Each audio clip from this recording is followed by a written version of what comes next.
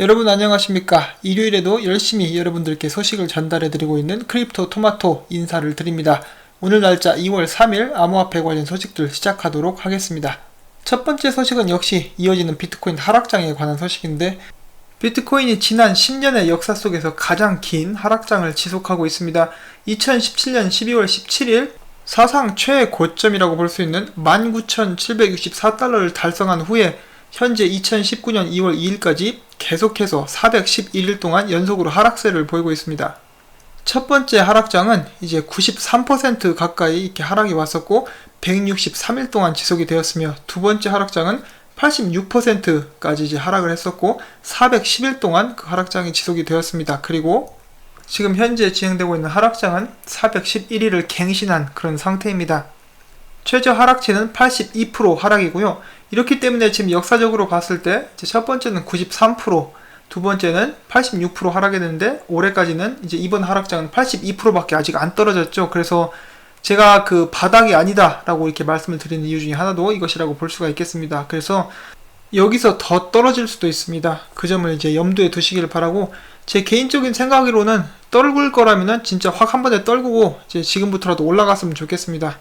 이 하락장 그리고 횡보장 굉장히 지겹습니다. 근데 또 이런 식으로 보면은 첫 번째 하락장은 마이너스 93이고 두 번째는 마이너스 86%였는데 좀씩 이렇게 줄어들고 있죠. 그런 의미에서 이제 82%가 바닥이라고 볼 수도 있겠습니다.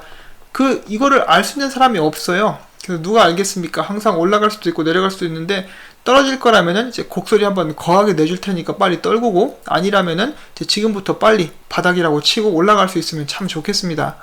비트코인 전망에 관한 소식은 이제 좀 더 나중에 전문가라고 이렇게 불리는 사람들의 의견을 이제 또 살펴보기로 하고요. 다음 소식으로 넘어가도록 하겠습니다. 자, 일본이 계속해서 비트코인 거래 점유율을 1위를 차지하고 있습니다. 2위는 달러, 미국이죠. 3위는 한화 이글스가 아니라 대한민국 원이에요. 그리고 4위는 유로, 5위는 터키 리라화가 차지했다라고 합니다. 자, 그런데 여기서 제가 한 가지 드는 의문점은, 이제 비율 자체는 이렇게 이런 식으로 나와 있지만은 남미에서도 굉장히 열심히 거래가 되고 있죠. 근데 남미의 돈은 이제 상대적으로 가치가 떨어지기 때문에 거래하는 사람들은 훨씬 더 많을지라도 이렇게 상위권의 랭크가 되지 않는 것은 아닌가 하고 이렇게 생각을 해봅니다. 자, 베네수엘라 관련 소식이 계속 나와서 좀 지겨우시죠? 그럼에도 불구하고 이제 얘네들도 엄연한 나라고 암호화폐 관련된 규제가 나왔기 때문에 소식을 한번 전달해 드리도록 하겠습니다. 베네수엘라가 최근 암호화 자산 시스템에 대한 법령을 발표했습니다. 해당 법령에 따르면은 암호화폐 채굴, 저장, 거래, 거래소, 발행, 판매 등 암호화폐에 관련된 모든 활동은 모두 암호화 자산 시스템의 일환으로 간주가 되고요. 암호화폐 전문 규제기관이 있습니다. 규제기관의 이름은 수나크립이라고 하는데, 여기에서 암호화 및 디지털 자산에 대한 모든 규제 권한을 부여받는다라고 합니다. 오히려 이게 낫죠. 제대로 된 규제를 완전히 전담을 하는 기관을 일단 이렇게 딱 선택을 하는 거, SEC든 CFTC든 딱 하나를 골라가지고 이제 한 군데서 이렇게 하는 것이 더 좋지 않은가, 이렇게 한번 생각을 해봅니다. 트론이 벌써 시가총액 8위입니다. 대단하죠. 엄청나게 파죽지세로를 타고 올라왔는데, 이번에 트론 공식 지갑에서 ERC20 기반 트론 토큰 출금 서비스가 중단된다라고 이렇게 했습니다. 그래서 참고를 해주시면 좋을 것 같고요. 트론 공식 지갑에서 지원되지 않는 ERC20 기반 트론 토큰을 트론 메인넷 코인으로 변경해야 할 경우에는 트론 마이그레이션 연구 지원하는 암호화폐 거래소 바이낸스, 쿠코인, 게이트.io 등을 통해서 교환이 가능하다라고 합니다. 바이낸스의 CEO 자오장평이 이렇게 이야기를 했습니다. 인터넷 기반 사업자들은 암호화폐 결제를 채택하지 않을 이유가 없다. 암호화폐는 전통적인 결제 게이트웨이보다 더 쉽고 빠르고 저렴하다. 요구되는 서류 작업 또한 적고 보다 다양한 인구 및 지역에 도달할 수 있다고 이야기를 했습니다. 이것이 정답이죠. 암호화폐로 송금을 하게 되면 굉장히 간편하고 빠릅니다. 그런데 문제는 이 가격 변동성이라고 볼 수가 있겠죠. 가격이 안정이 되거나 아니면 이런 프로세스가 굉장히 빨라져서 환전을 수초 만에 바로 진행을 할 수 있다면 한번 도입을 해볼 수가 있겠죠. 그리고 실제로 지금 인터넷 소프트웨어 중에 암호화폐를 지원하는 그런 결제 소프트웨어가 많이 있습니다. 다음은 라이트코인에 관한 소식입니다. 이 드래곤볼을 좋아하는 찰리리가 자신의 트위터 계정을 통해서 밥무어 오토그룹이 결제 서비스 기업인 알리안트와 계약을 체결을 했고, 대리점에 라이코인 결제를 도입할 예정이라고 밝혔습니다. 암호화폐를 통해서 거래되는 곳들이 점점 늘어나고 있습니다. 그만큼 미래에 대한 기대가 크다라는 것을 저희가 알 수가 있겠습니다. 자, 제미니가 뉴욕에서 이번에 광고한 것이 정말 성공적이었다라고 이렇게 이야기를 했는데, 우리의 광고는 뉴욕에서 성공적으로 진행이 되었으며 암호화폐가 다른 어떤 기술도 할 수 없는 실제 문제들을 해결할 수 있는 잠재력을 갖고 있다고 믿는다. 우리는 사려 깊고 규칙에 근거한 접근 방식으로 성공할 것이다 라고 이렇게 전했습니다. 자, 그래서 실제 문제들을 해결할 수 있어야 살아남는 코인이 될 것입니다. 그냥 마냥 믿거나 잠재력만 가지고 있다고 해서 살아남는 것이 아니라 실제로 이제 쓰이기 시작하는 코인들만 살아남을 것이기 때문에 그런 점을 주의를 하셔서 여러분들이 코인을 선택하실 수 있으면 좋겠습니다. 자, 그러면은 해당 트윗에는 사진이 나와 있다고 하는데 한번 같이 보도록 하시죠. 예, Money has a future, Gemini 이렇게 나와 있고, 예, 완전하게 규제된 암호화폐 거래소, 그 다음에 택시에도 이렇게 나와 있고요. 그 다음엔 지하철입니다. 그 다음엔 버스 이렇게 나와 있죠. 예, 이게 다인 것 같네요. 다음 소식 넘어가도록 하겠습니다. 호주에 있는 암호화폐 거래소들은 호주 자금 세탁 규제 당국 금융정보센터에 정식 등록을 해야 되는데, 이제 총 246곳이 이렇게 등록을 했다라고 합니다. 이제 호주라는 나라 하나에 거래소가 246개가 있다. 정말 어마어마한 숫자라고 볼 수가 있겠죠. 지난번에 저희 시청자분께서도 이렇게 한번 이야기를 해주셨는데, 잡코인들이 사라지듯이 잡 거래소들도 사라질 것이다 라고 의견을 내주셨는데, 어느 정도 설득력이 있다라고 생각을 합니다. 246곳이 이제 다 살아남을 수는 없지 않을까 하고 이렇게 생각을 해봅니다. 리플넷의 파트너인 인스타램이라는 디지털 간접 송금 서비스 제공 업체가 있는데, 이번에 비자의 핀테크 패스트트랙 프로그램에 합류하게 됐다라고 밝혔습니다. 인스타램 같은 경우는 올해 2분기 리플의 해외 송금 솔루션 엑스래핏을 테스트 운영할 계획에 있습니다.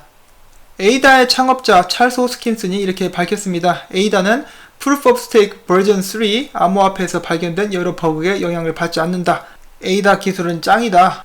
참고로 에이다 같은 경우는 3세대 블록체인으로 양자 컴퓨터에 대한 공격도 방어를 할 수 있는 그런 기술을 갖추고 있습니다. 자, 그 다음에 이번에 세계은행 총재가 사퇴했죠. 임기를 3년 납두고 이렇게 사퇴를 하게 됐는데, 한국 이름을 가지고 계신 분이셨는데 이렇게 갑작스러운 사퇴 때문에 말이 많았습니다. 그 다음 그분의 이제 뒤를 이을 세계은행 총재 후보 중 하나로 고려하고 있는 그런 사람이 있는데, 이름이 모하메드 엘 엘리안 알리안츠 수석 경제 고문관인데 비트코인 낙관주의자라고 합니다. 이제 이 사람이 세계은행 총재가 되면은 암호화폐 쪽에 이제 좋은 영향을 끼칠 수가 있겠죠. 이더리움 2.0 세레니티가 사전 출시를 앞두고 있습니다. 그래서 테스트넷 가동 준비가 완료되었다는 그런 소식입니다. 세레니티는 이더리움이 작업증명 방식에서 지분증명 방식으로 전환되는 4단계 업그레이드 중 마지막 단계로 3단계 업그레이드인 메트로폴리스가 지난 1월 콘스탄티노플 하드포크의 취약점이 발견되며 크게 지연된 바가 있습니다. 자, 그러면은 비트코인 전망에 대해서 이 전문가들, 소위 말하는 전문가들, 한마디로 그냥 비트코인 일찍 사서 부자된 사람들의 의견을 한번 들어보도록 하겠습니다. 이제 갤럭시 디지털의 유명한 우리의 노보그라츠 형님, 구라 형님의 말에 따르면은 자신은 상승장이 시작될 때까지는 앞으로 몇 달간은 기다려야 될 것이다 라고 이렇게 이야기를 하고 있습니다. 자신이 생각했던 것보다 그 기관들이 움직이는데 시간이 좀 더 걸릴 것이다. 그러나 그들은 결국 움직일 것이라고 나는 자신하고 있다. 그리고 이제 지금 우리가 볼 수 없지만은 표면에 나오지 않는 그런 많은 움직임들이 일어나고 있는 상태다라고 이렇게 이야기를 했습니다. 이 부분을 좀 비꼬아서 이렇게 얘기를 해보자면은 마이크 노보그라차가 사람들에게 이렇게 이야기를 하고 있는 것이죠. 너희들 같은 개미 투자자들은 내가 아는 것을 알 수가 없다. 그러니 이 형 말만 믿고 따라와 라고 이렇게 한번 이렇게 비꼬아서 해석을 해볼 수도 있겠습니다. 자, 다음은 모건크릭의 공동 창립자, 암호화폐 낙관론자인 이제 팜플리아노는 비트코인이 추세 전환을 하기 위해서는 3,000불 밑으로 한번 떨어져야 된다. 바닥을 한번 찍어줄 필요가 있다라고 이렇게 이야기를 했습니다. 그 반면에 탐리 같은 경우는 비트코인 가격이 25,000불이 될 것이지만 언젠지는 모르겠다라고 이제 굉장히 무책임한 발언을 했네요. 자, 암호화폐가 하락장임에도 불구하고 이제 암호화폐를 통해서 돈을 굉장히 많이 번 회사가 있습니다.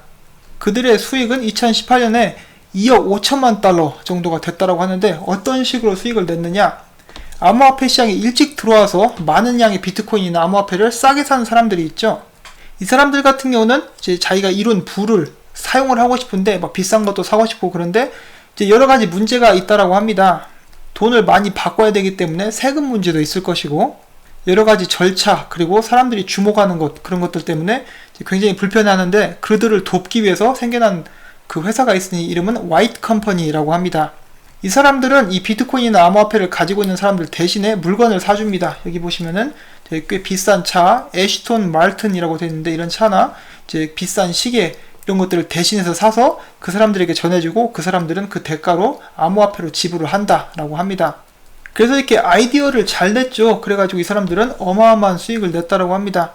기존 거래소라든지 그런 돈을 환전하는 데 있어서 힘든 점을 잘 공략을 한 그런 예라고 볼 수가 있겠습니다.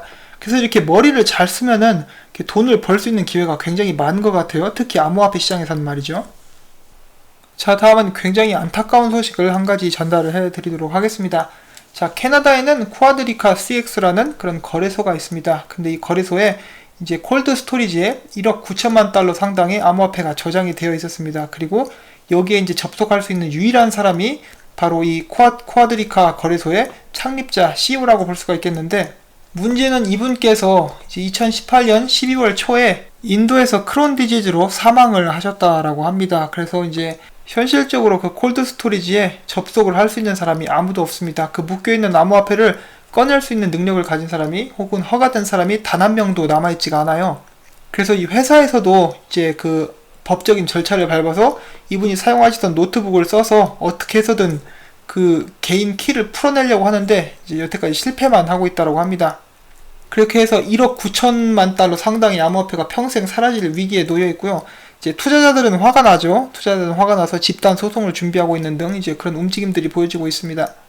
자, 그래서 이 사건을 통해서 사람들은 여러분들이 만약에 암호화폐를 가지고 있다면은 여러분들에게 가족이라든지 믿을 수 있는 사람에게 만약 나에게 무슨 일이 생긴다면은 이런 식으로 이제 내가 가지고 있는 암호화폐에 접속을 할 수 있다라고 방법을 알려주기를 이렇게 권장을 하고 있다라고 합니다. 자, 이번에 미국에서 암호화폐 해킹을 하던 사람이 붙잡혔습니다. 그 사람은 20살이고 이름은 조엘 올티즈라고 합니다. 이 사람은 총 500만 달러 상당의 암호화폐를 40명으로부터 이렇게 해킹을 해서 훔쳤는데 잡혔습니다. 잡혀서 이제 10년형을 선고를 받았습니다. 자, 500만 달러를 이제 훔쳤는데 10년형 이 정도면 어떻습니까? 제대로 된 형벌이라고 볼 수가 있을지 모르겠는데 10년이 이제 굉장히 긴 시간이죠. 한국 같은 경우에는 한 1년 반 정도 살다 나오고 이제 다시 한번 사기를 칠 수 있는 기회를 주는데 이제 미국 같은 경우는 이제 제대로 처벌을 하는 그런 모습을 보여주고 있습니다. 물론 이렇게 해킹한 돈도 다 뺐을 거예요. 무슨 짓을 해서라도 추적을 해서라도 이제 돈을 다 수거를 했을 것이라고 이렇게 생각을 해봅니다. 자, 그 다음은 셧다운에 관한 이야기 잠깐 가져와 봤습니다. 이제 미국 셧다운이 지금 5주 동안 임시로 풀렸죠. 이제 그래서 CFTC나 SEC가 정상 운영을 시작을 했지만은 그것 때문에 암호화폐 관련된 일들이 바로 진행되지는 않을 것이다 라는 그런 예측이 나왔다라고 합니다. 그리고 이제 문제가 타결이 안 되면 다시 한번 셧다운을 걸겠다고 했죠. 그때는 국가 비상사태를 선포를 하겠다는 말까지 했습니다. 제발 이렇게 셧다운 걸기 전에 문제가 해결되었으면 좋겠고, 이제 더 좋은 것은 이제 그 날짜가 되기 전에 이제 ETF 같은 건 바라지도 않으니까 벡트라도 이제 빨리 개장을 시켜줬으면 하는 그런 바람을 한번 가져봅니다. 오늘도 암호화폐 관련된 이런저런 소식들, 이야기들 여러분들께 전달해 드렸는데 제 영상을 시청하는 시간들이 여러분들께 유익했으면 하는 바람을 가지고 매일 영상을 제작하고 있습니다. 이 정보들이 여러분들께 도움이 되셨다면은 그래 수고했습니다 라는 의미에서 구독과 좋아요 그리고 광고를 꼭 처음부터 끝까지 시청을 해주시기를 부탁을 드리고 싶습니다. 여러분들께서 광고를 봐주시는 덕분에 제가 계속해서 이렇게 채널을 유지하고 열심히 일을 할 수가 있습니다. 한 분 한 분 시청해주신 분들께 진심으로 감사를 드리고요. 저는 다음에 또 새로운 소식 들고 찾아뵙도록 하겠습니다. 안녕히 계십시오.